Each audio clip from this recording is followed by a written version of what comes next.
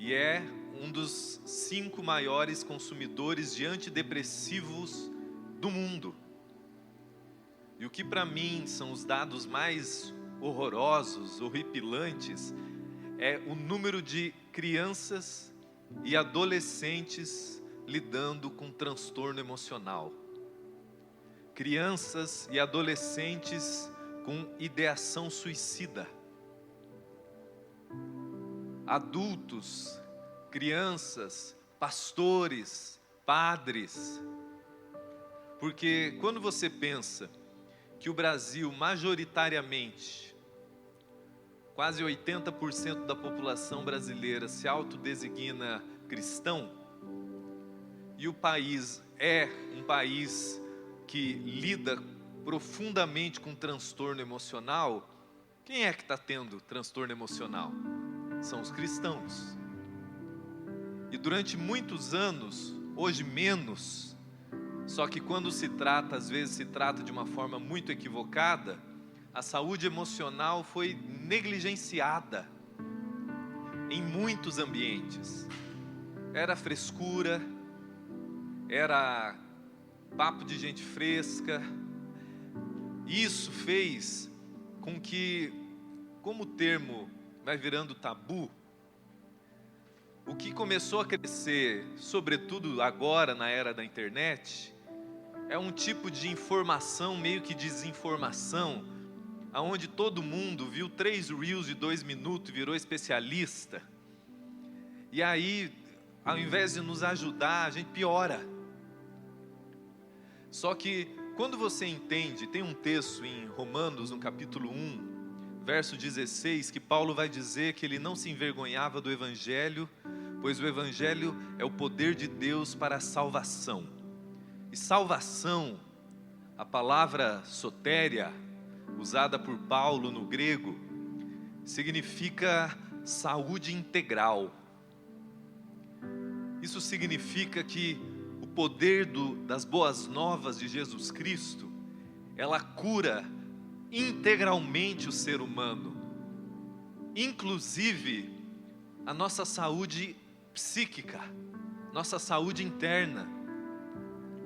A minha formação base é 2 seminários de teologia, mas depois eu fiz a minha formação em psicanálise, porque desde muito cedo, não sei quem é um pouquinho mais velho no ambiente de igreja, mas eu tive o privilégio de trabalhar no Ministério Joyce Meyer no Brasil, e muito cedo eu fui vendo que existia uma profunda integração entre o poder do Evangelho e a saúde emocional.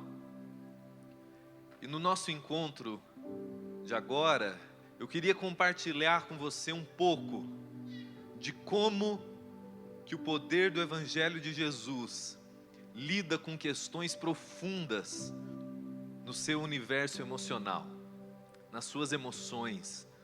Como que a graça de Deus ministra saúde ao seu mundo interno.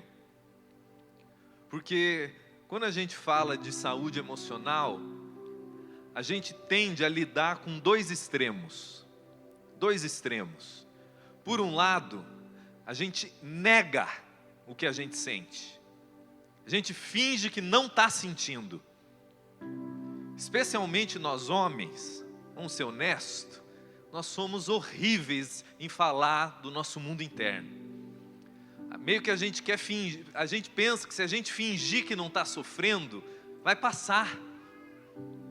Então, às vezes, culturas mais tradicionais, aonde chorar, diferente do Leno, homem chorar é frescura,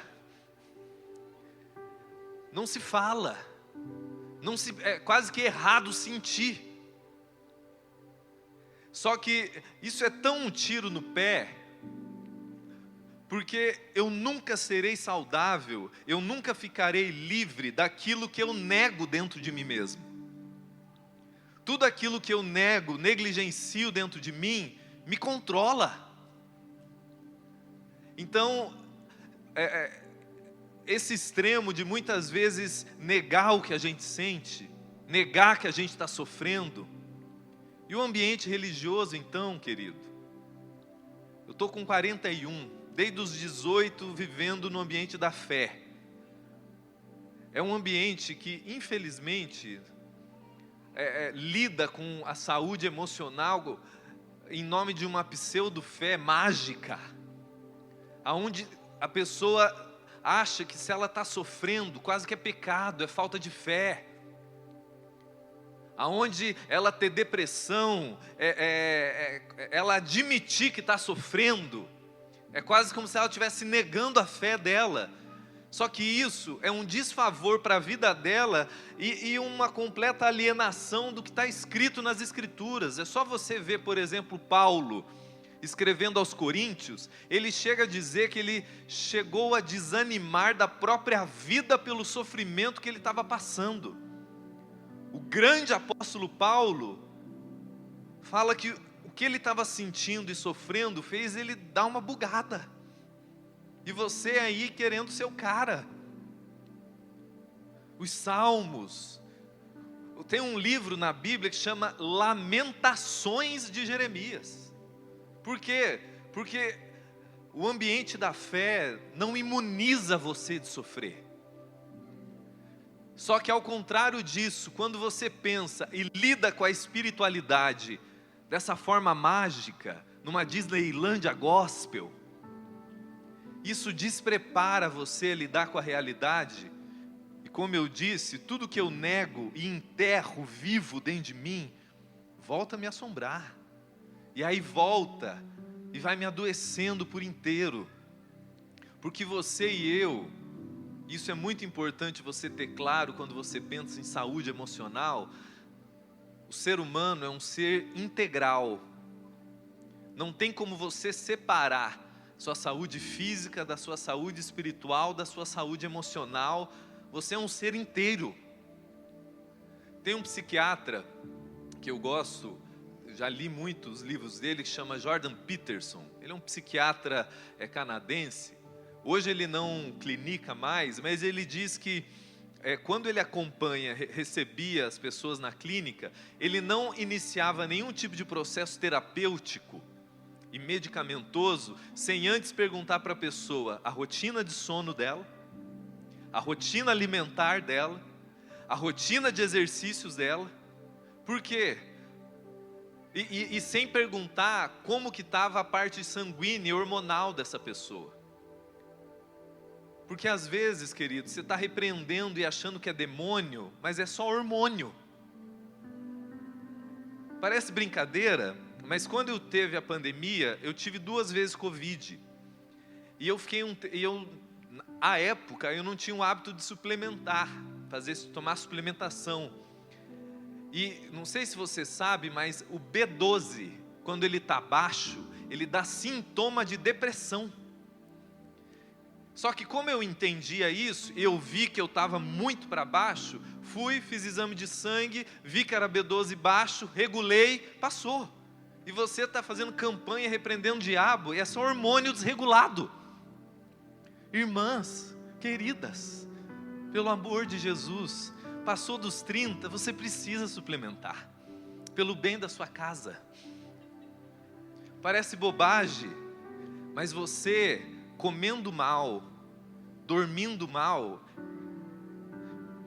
Se eu fico 2, 3 dias dormindo mal, de anjo eu vou virando um satanás, porque o meu humor fica desregulado, eu tenho dor de cabeça. E tem gente que você fala, como que você dorme? 4, 5 horas por noite. Mas não é à toa que você é um azedo. Parece bobagem, mas quando você entende a integralidade da vida, você entende que é profundamente espiritual você comer bem, dormir bem, você tomar vitamina C, D, B12. Você está começando o ano, eu vi que vocês estão com um monte de coisinha para anotar. Ao invés de você querer subir no monte, antes, vá no monte, ore por mim. Mas vá numa clínica e faça os seus examezinhos de sangue. Vai saber como que você está por dentro. Deus te deu uma responsabilidade quer cuidar do seu corpo. Esse corpo que você carrega, que é você, que é o seu corpo, é santo. É santo. E eu tenho que cuidar de mim. Nós falávamos antes de começar, especialmente às vezes homens e mães também. Já viu aquela mãe que fala assim, ela está toda malacafenta, não toma banho 3 dias, come mal, não se cuida. Não, é que eu penso só nos meus filhos, isso é amor. Não, querida, isso é negligência. Porque autocuidado é uma questão de responsabilidade amorosa. Porque você mal adoece a sua casa. Você mal, homens, fique 3 meses internado porque você se negligenciou o caos que gera na tua casa.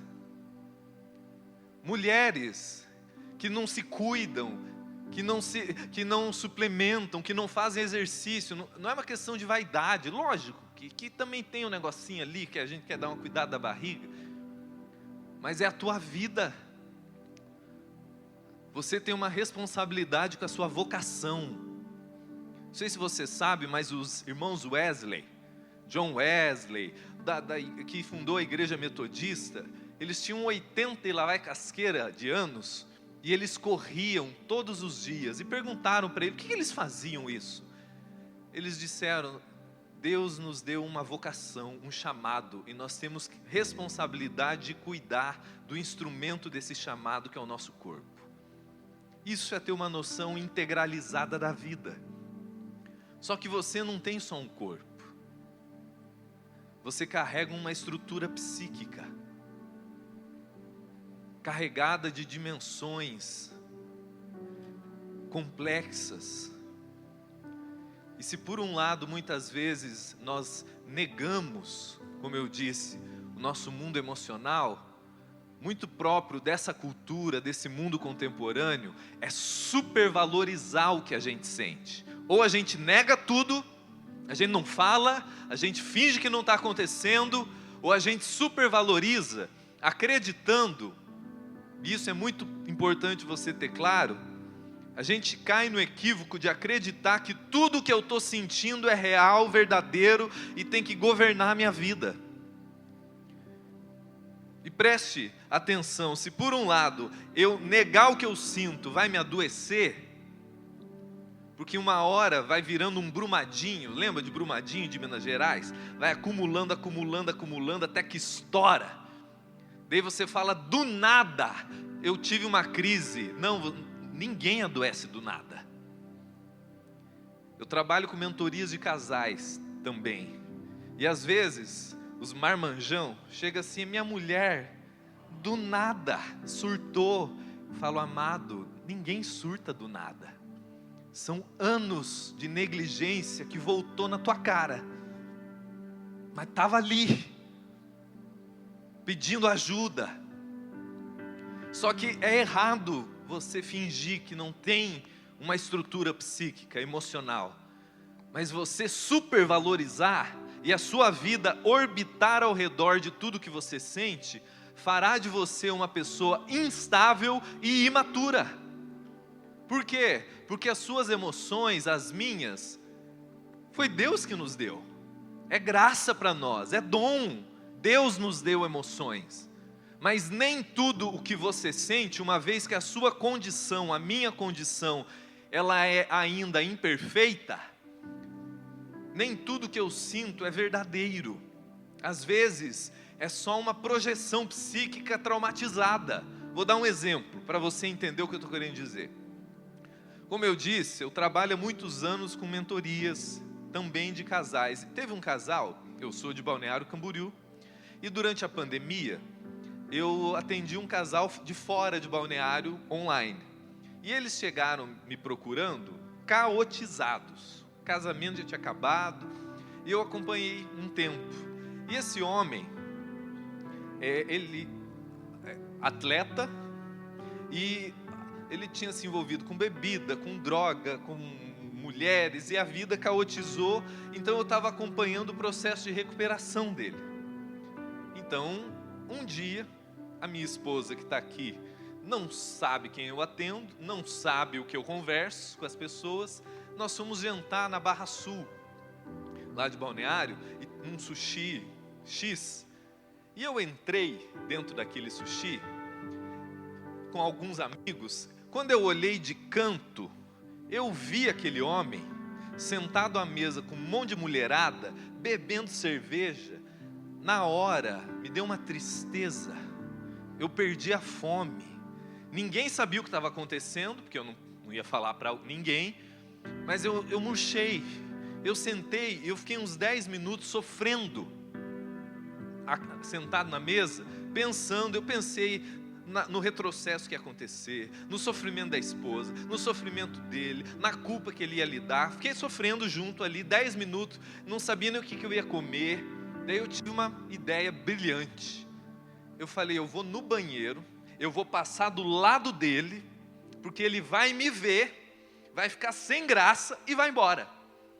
Ninguém sabia o que estava acontecendo dentro da minha cabeça. Pedi licença à mesa e fui. Quando eu passei, aqui era o banheiro, aqui era a mesa dele. Quando eu passei do lado dele, não era ele, era outra pessoa. Eu olhei, eu entrei dando risada dentro do banheiro. Voltei do banheiro com fome. Voltei feliz, voltei alegre, sentei. Já estava querendo tomar uma espumante para brindar. Por quê?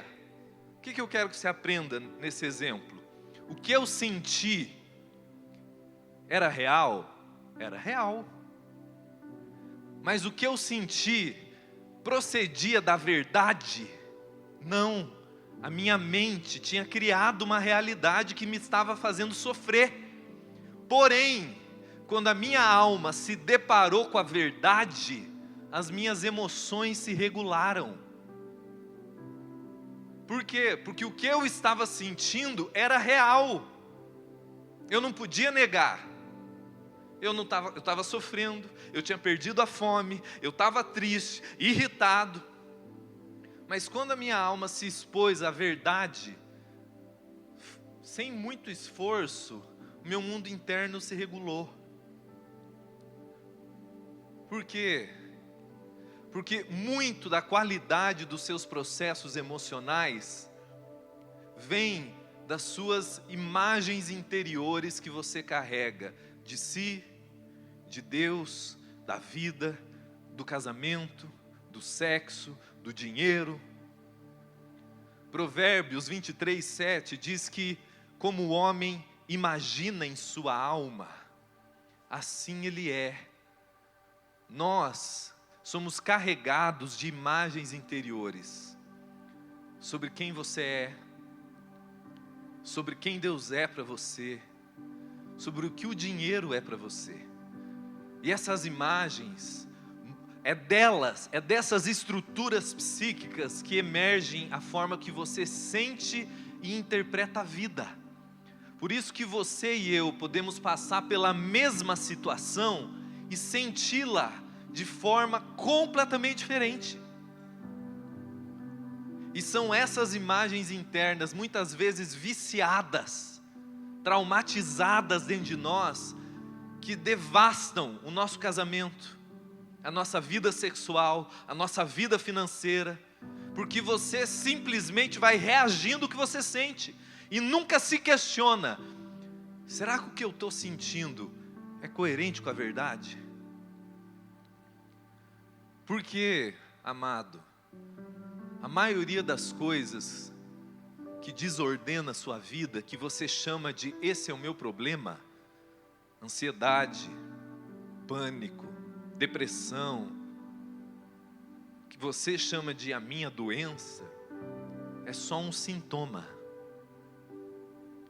Febre mata, febre dá convulsão, febre tem que tomar remédio, mas febre não é doença, febre é sintoma, é um sintoma horrível, não é?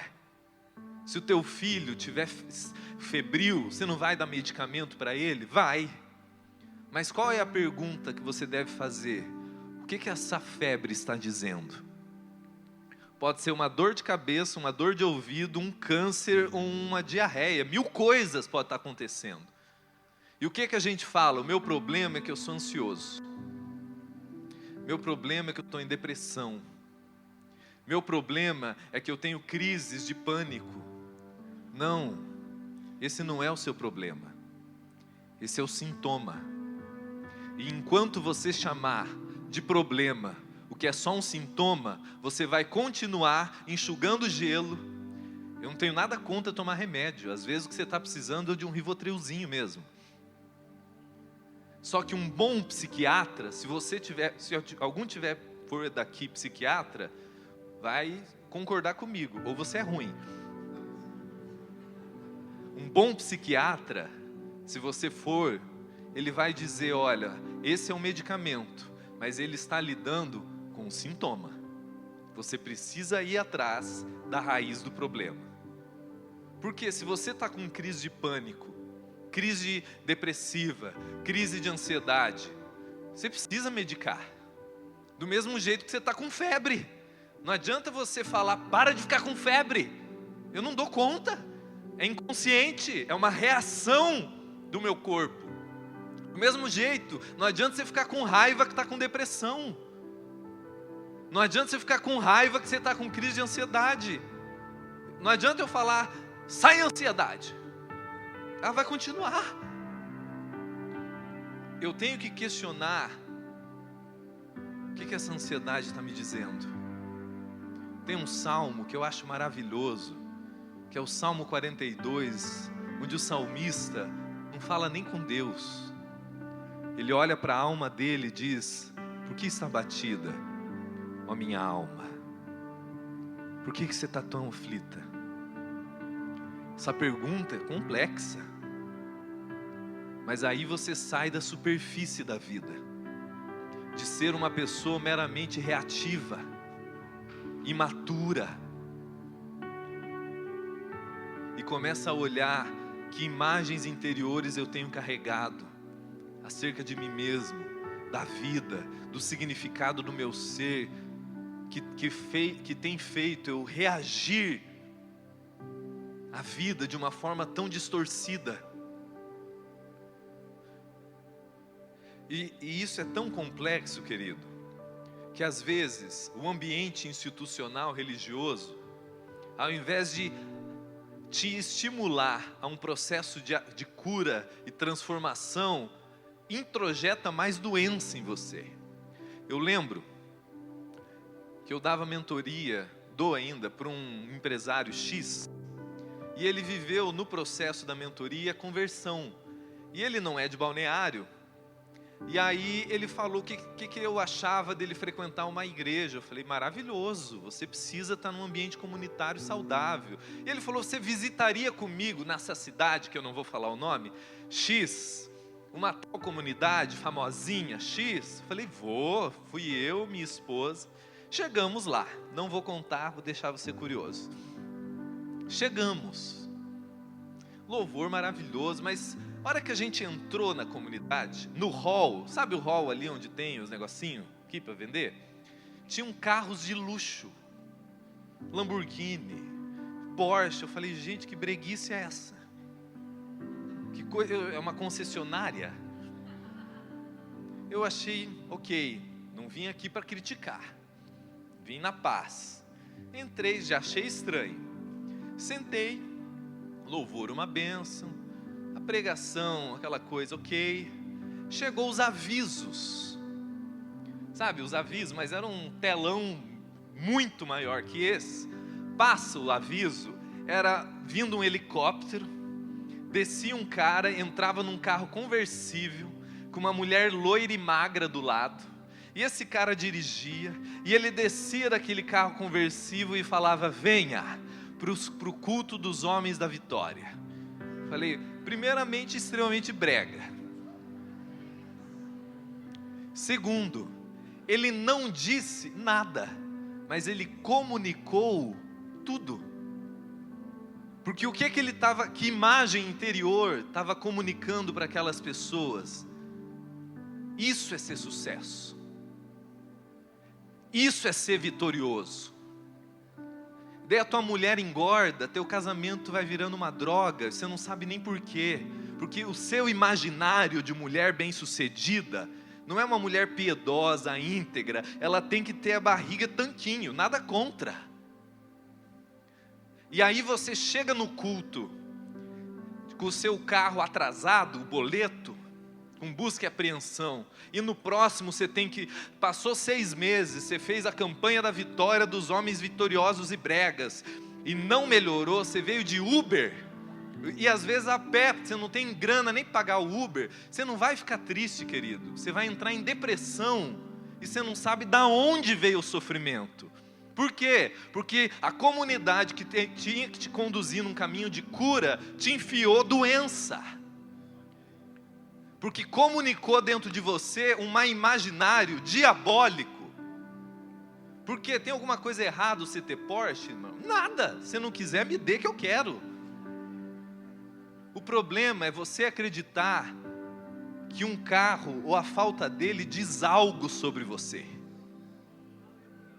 O problema é você acreditar que o que faz um homem ser vitorioso é ele, antes ele era porteiro e agora ele está na cobertura. Não sei se você sabe, mas Balneário Camboriú, onde eu moro, é um dos maiores índices de suicídio no Brasil.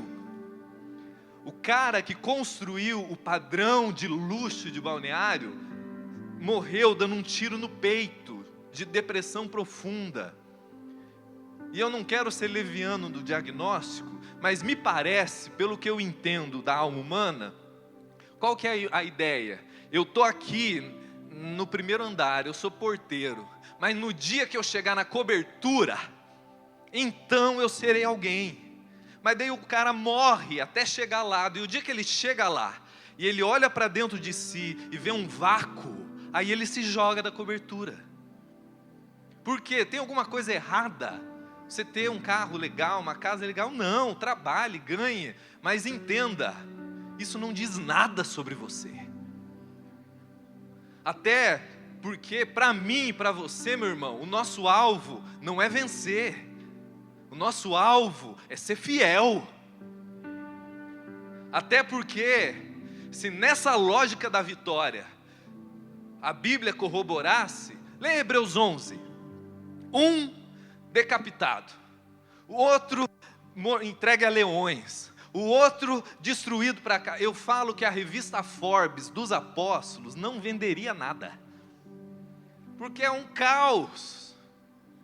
Mas aí Hebreus 11 diz que esses homens eram homens os quais o mundo não era digno deles, porque a imagem que o Evangelho constrói acerca da vida humana, dos significados da vida, não tem nada a ver com os fluxos desse mundo.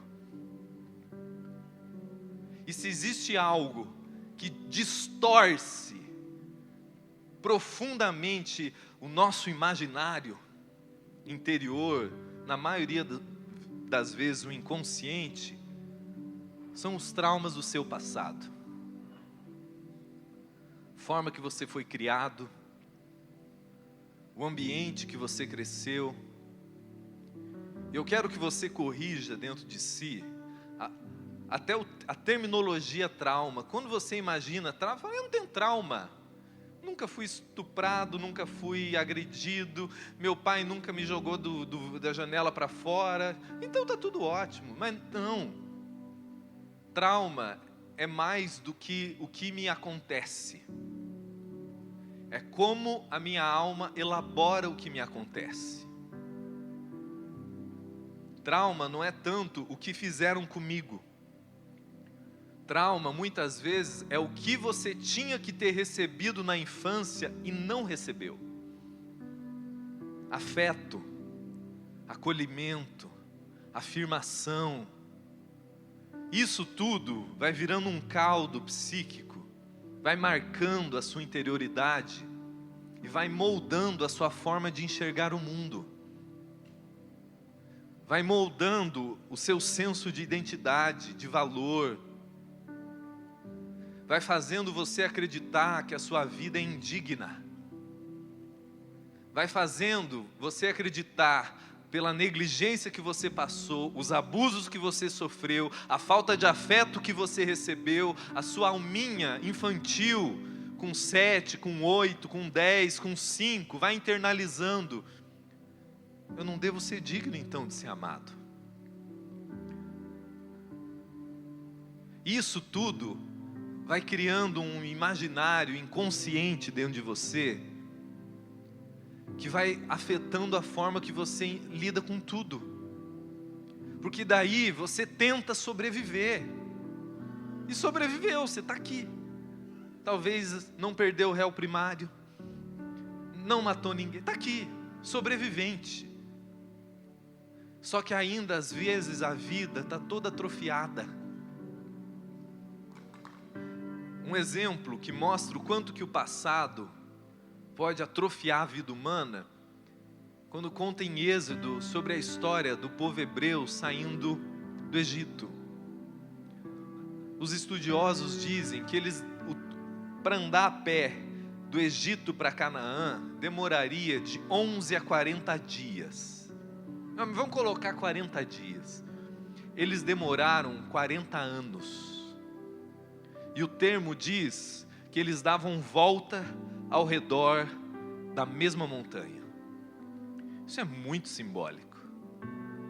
Porque tudo aquilo que não é bem trabalhado, processado, superado dentro de vós, a sua alma repete. E repete.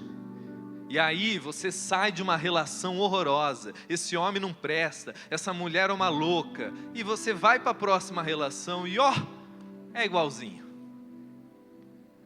Eu lembro que uma vez a Joyce Meyer contou de uma mulher que chegou para ela e disse assim: pastora, ore por mim, estou no meu 6º casamento. Os 5 homens que eu me casei eram horrorosos, trastes, e ela falou mal dele. Ore para que esse seja bom. E ela respondeu: minha irmã querida, você já parou para pensar que o denominador comum de todas essas relações é você? Porque tudo aquilo que você não supera dentro de você, a sua alma repete. E você pensa que é diabo, que é maldição hereditária, e você dá grito de guerra, e você faz um monte de coisa e joga óleo. Meu irmão, são só os seus padrões inconscientes, precisando ser superados, tratados, curados. Porque eu brinco assim, o diabo na minha vida é tão sem prerrogativa nenhuma, que eu não preciso dele para me destruir. Eu dou conta.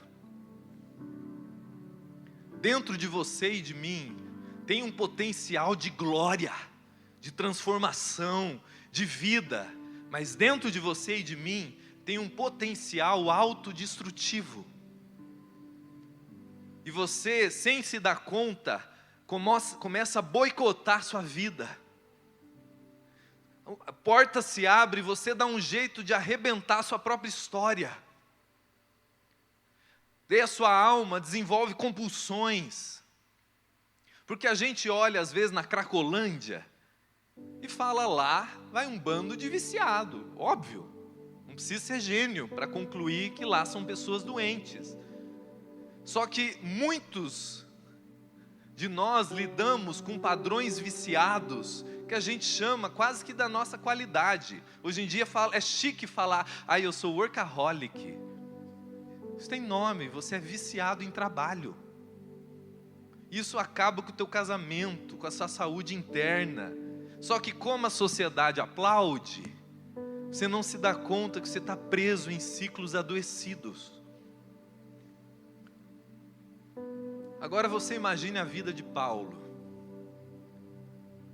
A gente não sabe muito sobre a infância dele, mas a gente sabe que na vida adulta, ele era um homem profundamente intenso, exageradamente intenso, ao ponto que ele perseguia a igreja de Jesus, porque ele achava que era de Deus ele perseguia aquelas pessoas. Ao ponto dele participar, no livro de Atos, da morte de Estevão. Só em filme, cara, que alguém mata alguém e vai tomar sorvete. Na vida real, você ver e participar da morte de alguém é profundamente traumatizante.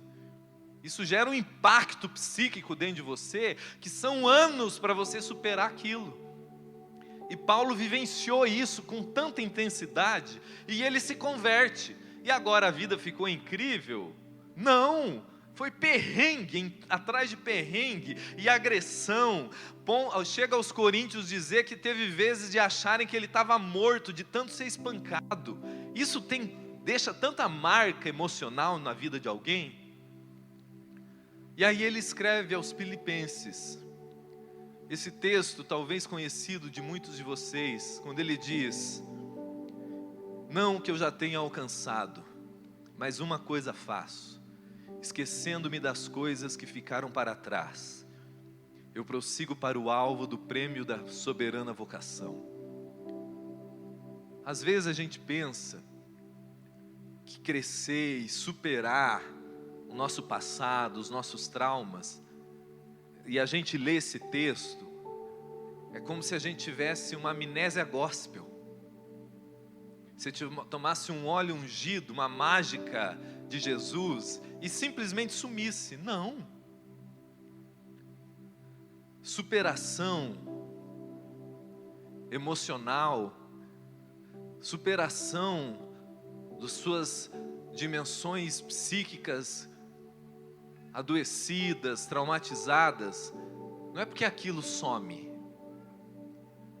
Não sei se daí, obviamente, talvez você não enxergue, mas aqui eu tenho uma cicatriz. Eu lembro quando foi, como foi, eu tinha 3 anos, caí na escolinha, abriu, tem 3 pontos, a hora que estava cicatrizando, caiu de novo, abriu de novo. Minha mãe fala que se eu caísse de bunda eu batia a cabeça, era um negócio.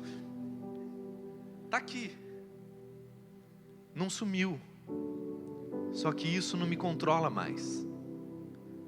Você crescer emocionalmente, não é você não lembrar mais o que fizeram com você, não é você fingir que o seu pai e sua mãe foram um docinho de coco,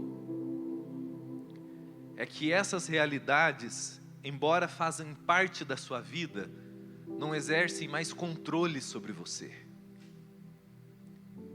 Você crescer em liberdade emocional, não é você não ter conflito. Quem não tem conflito emocional é pedra, é psicopata. Psicopata não tem conflito, ele mata e toma sorvete. Mas você não é, tomara que não. Gente sofre, dói, lembra. A questão, a maturidade da liberdade emocional é quando o que você sente não controla mais você. Eu quero refletir rapidamente com vocês, deixa eu ver que horas são, em algumas coisas que você precisa aprender sobre a sua estrutura emocional para te ajudar a ser uma pessoa mais livre emocionalmente. Como que o Evangelho de Jesus, como que a graça de Deus ministra as suas emoções, para que você cresça em maturidade emocional, para que você, meu irmão, seja um homem maduro emocionalmente. Você sabe que, infelizmente, de cada 10 casais que eu já acompanhei na minha vida, 7, 8, o caos se instala pela imaturidade emocional dos homens. Os caras têm 40 anos, 50 anos, mas emocionalmente tem 7, tem 8. E isso sobrecarrega o coração da tua mulher. Você ser um homem emocionalmente maduro traz saúde para o teu casamento, traz saúde para os seus filhos, traz saúde para os seus negócios. E você entender que o desejo de Deus, que salvação é muito mais do que para onde eu vou depois da minha morte, inclui isso. Mas salvação é que tipo de vida, que qualidade de vida eu vivo agora. É uma vida mais livre, mais curada, mais transformada. mais humana. Porque às vezes o que nós chamamos de humanos é só nossa safadeza. Eu trato mal o garçom e eu falo, ai, desculpa, é que eu sou humano. Não é, é porque eu estou agindo igual um bicho, que eu sou controlado por instinto. Ser humano tem uma referência, que Paulo chama de o último Adão, Cristo. Adão não é um nome próprio, é uma designação, no hebraico é Adam, de humano. E Cristo é chamado de o último Adão. É o ser humano em plenitude. Jesus revela para você e para mim quem Deus é, mas Ele revela também o que o ser humano foi criado para ser. Em Cristo eu aprendo o que é o ser humano íntegro, inteiro, curado, que sente, que dói, que chora, mas é um ser humano inteiro. E o desejo de Deus, quando você fala, Deus deseja me salvar, não é você virar um anjo, é você virar finalmente um ser humano. É você ser alguém aonde o seu passado, a loucura do teu pai, a doença da tua mãe, os traumas que te acometeram, parem de controlar a sua vida. Para que você não tenha ainda aquela desculpinha de 1,99, que fala assim, ah, mas eu sou assim, mas dá para mudar. Porque cristão, crente, ele fala assim, você pergunta para ele que signo você é, ele fala, está amarrado. Ele acha feio falar que ele é de aquário, câncer, mas ele fala que eu sou sanguíneo. Deixa eu te contar, dá na mesma. É você querendo justificar sua imaturidade emocional. É você querendo justificar o porquê você ainda não cresce emocionalmente e você só é controlado pelos seus traumas emocionais. E daí, eu sou assim, eu sou autêntico. Não, você é mal educado. Você é infantil emocionalmente, que não tem filtro. Mas entenda, é possível crescer. O desejo de Deus, ao lidar com a sua vida emocional, é você crescer. Numa vida curada. Aonde o seu passado faz parte da sua história, mas não controla a sua história. E como que Paulo vive, e você e eu podemos viver esse processo de superação? Primeiro, querido, admitindo a realidade. Não tem como você superar o que você nega dentro de você. Enquanto eu não encarar o espelho da minha própria alma,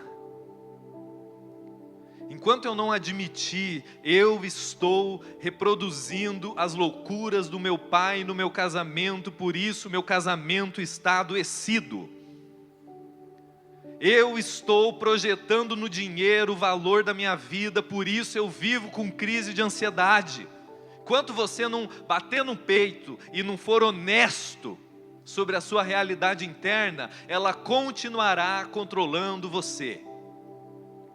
E não adianta me repreender, porque não é demônio, é imaturidade emocional da sua vida.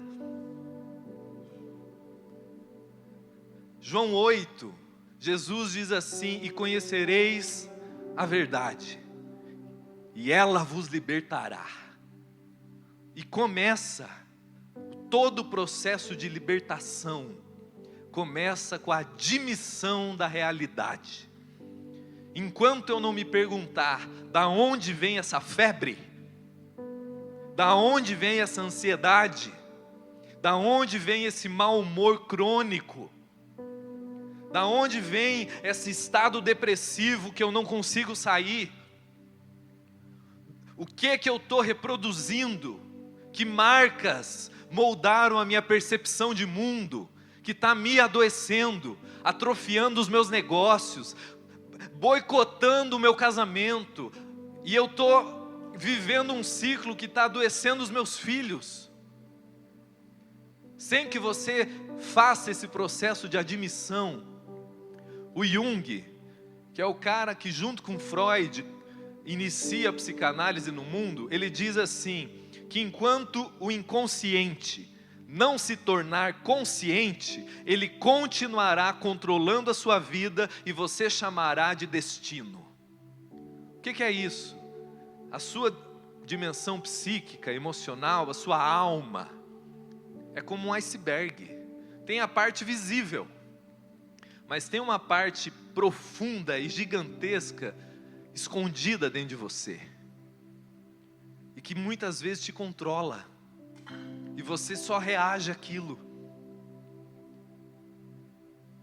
E é doloroso fazer esse processo de autoconhecimento. É desconfortável. Crescer dói. Só que você tem duas dores para lidar. A dor de crescer ou a dor de não crescer. Só que a dor de não crescer, às vezes no momento alivia, porque você não está tendo que lidar com aquilo, mas a conta é grande no processo. Só que por que muitas vezes essa admissão da realidade é tão desconfortável? Não sei se você já teve alguma experiência terapêutica, mas muitas vezes é doloroso você admitir certas coisas sobre a sua alma, sobre as suas emoções, porque a lógica que você conclui é: eu sou essa bagunça, eu sou essa raiva, eu sou essa lascívia, eu sou isso. Por isso é doloroso. Mas olha o que Paulo vai dizer em 2 Coríntios, no capítulo 5, aonde, se você ler 2 Coríntios 5, Paulo está falando que ele lidava com angústia, ele lidava com momentos que ele fala quase que Deus me tira desse corpo. Mas aí no verso 16 ele diz assim: nós porém não lidamos mais com essa realidade do ponto de vista natural, humano. Por quê? Do ponto de vista natural, você é o seu passado, você é o seu trauma, você é a tua angústia. Como que ele diz que nós lidamos? Ele diz no verso seguinte, no verso 17, ele fala: porque se alguém está em Cristo, já é uma nova criatura. O que ele está dizendo? Eu lido com a minha condição a partir da minha identidade em Cristo. Eu lido com essa realidade bagunçada da minha vida, sabendo que ela não me condena mais. Eu já estou perdoado, eu já estou redimido. É uma bagunça que está bagunçando a minha vida, mas não sou eu. É a condição da minha alma, as marcas que eu carrego, mas elas não me definem mais diante de Deus. Eu estou em Cristo, eu sou uma nova criatura. E isso parece simples, mas é libertador, porque tira de sobre você toneladas de culpa. Porque aí você tem coragem de olhar para dentro, para os quartos escuros da sua alma. É como se Jesus pegasse você pela mão e falasse: chegou a hora, meu filho, chegou a hora, minha filha, de encarar o seu mundo interno que tem te adoecido. Mas não tenha medo, porque nada que você descubra ao seu respeito te condena mais. Você está em Cristo. E aí, não sei se você um dia, o Leno vai daqui uns dias, se for na minha casa, você vai chegar lá no escuro, tudo escuro, e vai ouvir um barulho. Bom, bom, bom, bom. O que é isso, gente? É um demônio, um orangotango, o que é isso? Daí eu entro e eu acendo a luz. Aí ele vai ver que é porque a cozinha é do lado da lavanderia e está uma centrífuga maluca fazendo barulho. Quando eu acendi a luz, o barulho foi embora? Não. Mas aquele barulho parou de me amedrontar, porque eu sei de onde vem. Quando você começa a tratar o seu mundo interno na luz, você fala: agora eu entendi. Isso aqui eu só estou reagindo a algo. Eu não queria sentir isso, mas eu não tenho medo mais. isso vai perdendo controle sobre você. Então você começa, nesse processo de superação emocional, admissão da realidade.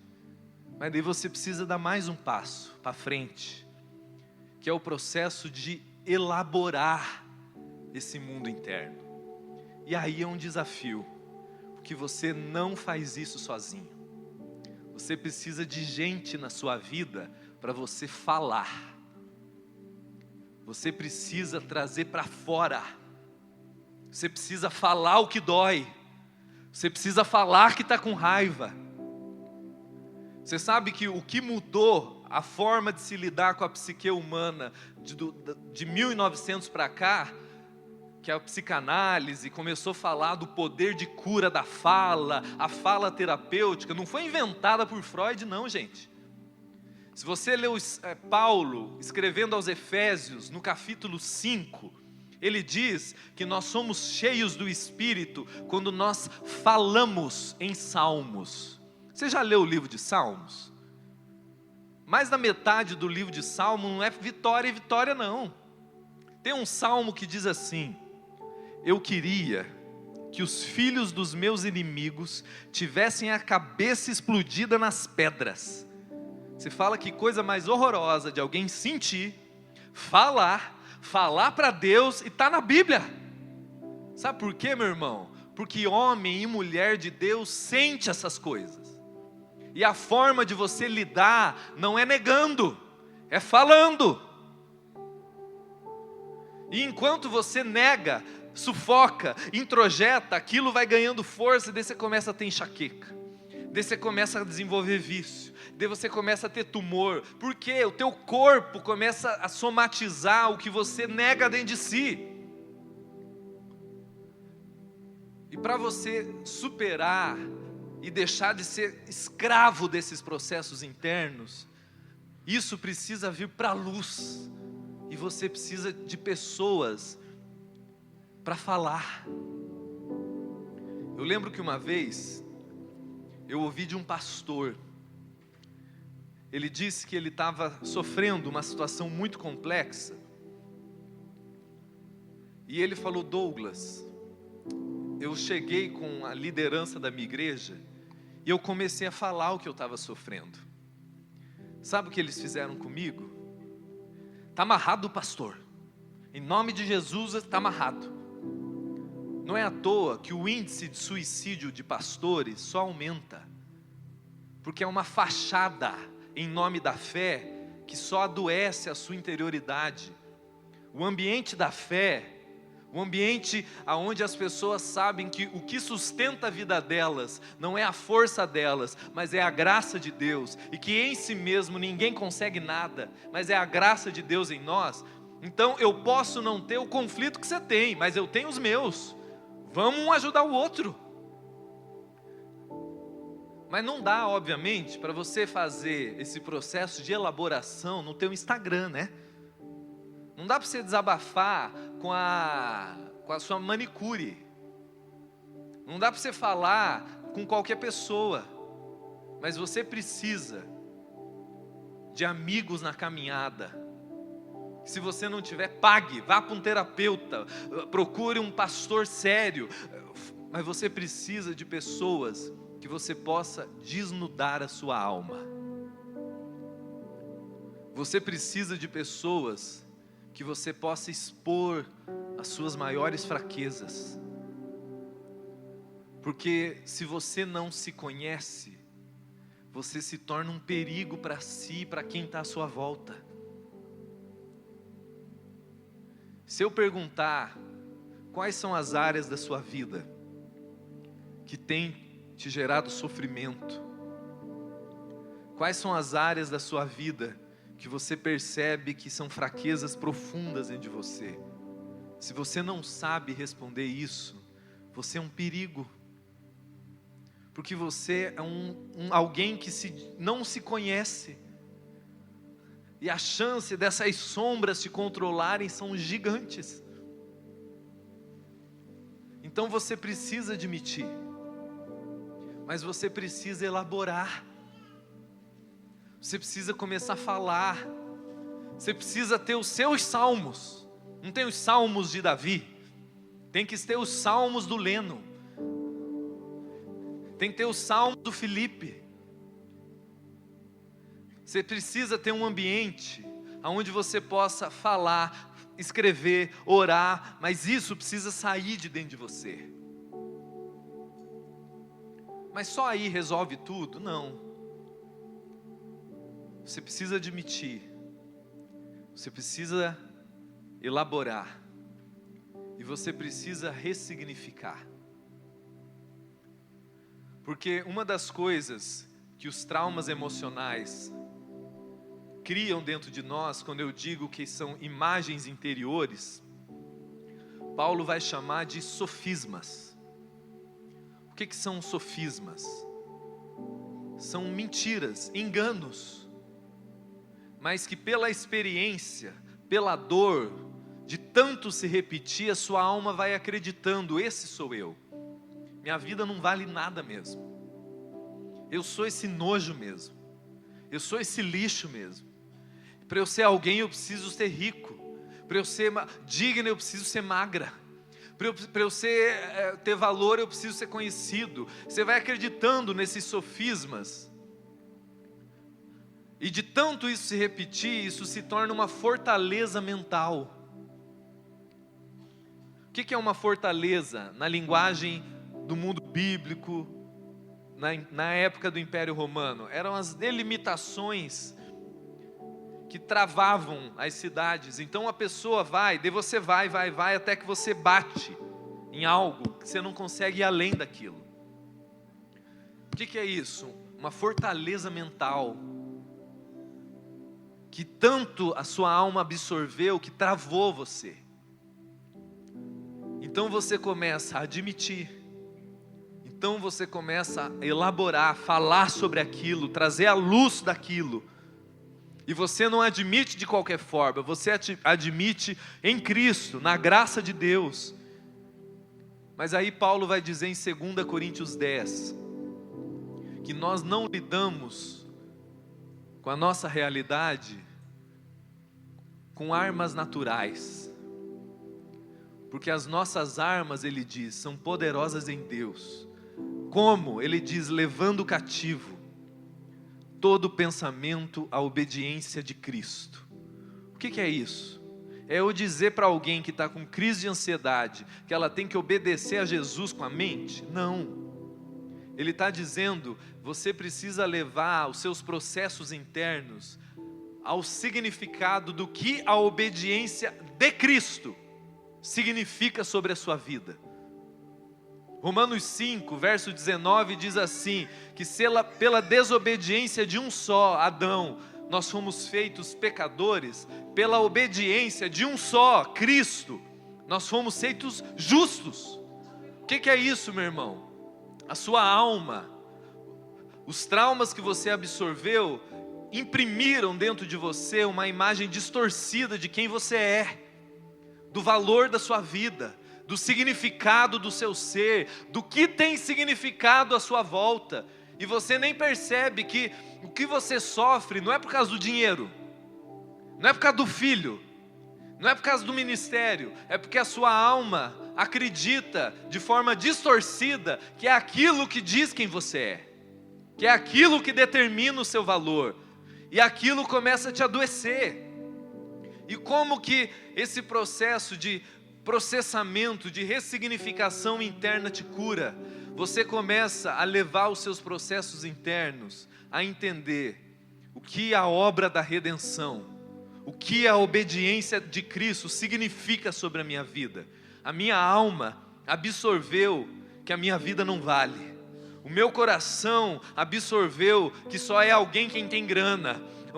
Os meus traumas me fizeram concluir que eu não sou digna de aceitação. Tudo isso, quando você expõe isso ao Evangelho, e o que Deus diz sobre você, que em Cristo você é amado, que em Cristo a sua vida é perdoada, que em Cristo não é o ter ou não ter algo que diz quem você é, mas é quem você é nele, totalmente aceito, totalmente perdoado, ressignificado na certeza da reconciliação, aonde sua mãe foi uma louca, teu pai um negligente, e você não nega isso. Você olha e fala: bom, essa é a minha história, essa é a bagunça da minha vida, me deixou marcas, me deixou dores, distorceu muito a minha história, mas essa não é a história final do meu ser. Existe uma história maior sendo contada sobre mim. Eu nasci de novo. A minha vida transcende o tempo e o espaço. Eu fui escolhido antes da fundação do mundo. Teu pai e a tua mãe nem existiram. E Efésios vai dizer que você foi escolhido antes da criação do mundo. E isso começa a absorver o seu interior. E você começa a entender, apesar das marcas que você carrega, você não está buscando culpado. Teu pai e tua mãe deram o que eles conseguiram. Eles sobreviveram à história deles, só reproduziram sobre você o que eles receberam. Mas 1 Pedro diz assim, que o sangue de Cristo é poderoso para nos redimir do vão comportamento herdado dos nossos pais. Sabe o que é isso, meu irmão? É você olhar e falar: foi isso aqui o que eu recebi, mas eu não preciso reproduzir isso mais. Para o bem dos meus filhos, para o bem da minha vida, eu fui chamado para ser um ser humano livre. E olha que interessante como Paulo conclui. Ele diz: eu prossigo para o alvo, para o prêmio da minha soberana vocação. O alvo da sua vida não é só você se sentir bem.